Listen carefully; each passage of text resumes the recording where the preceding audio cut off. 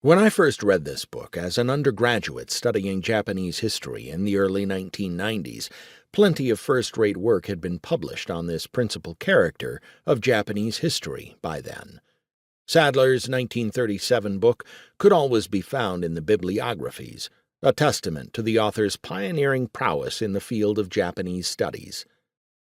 Arthur Lindsay Sadler was born in London on November 19, 1882. A talented student of languages, he graduated from St. John's College, Oxford, with a Bachelor of Arts in 1908, followed by a master's degree in 1911. Upon graduation, he immediately embarked on a life-changing journey to Japan, where he was to reside until 1921. For most of his sojourn in Japan, he taught English and Latin at the 6th Higher School in Okayama Prefecture. He married Eva Botan Seymour in 1916, who was of Japanese and English parentage, and in 1918 he moved to Tokyo to teach at the prestigious Peers College, Gakushuin University. Sadler proactively immersed himself in the culture while in Japan. In addition to the language, in which he reached a phenomenally high level of proficiency, he also tried his hand at various cultural pursuits, such as the tea ceremony and kendo.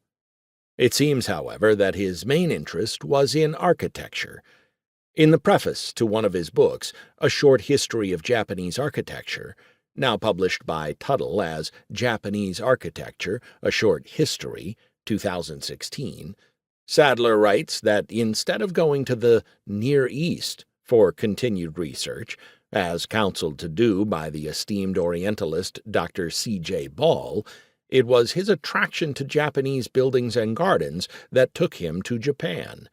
He adds, "And these houses and gardens were certainly no disappointment, but a source of continual pleasure all the time I stayed there, a diversion I regret I have missed since leaving Japan." He remained until 1921, after which he left Japan's shores to take up a position as the Chair of Oriental Studies at the University of Sydney in Australia. This post was offered to him following the death of his predecessor, James Murdoch, by the recommendations of none other than the British High Commissioner in Tokyo and the Viceroy of India themselves.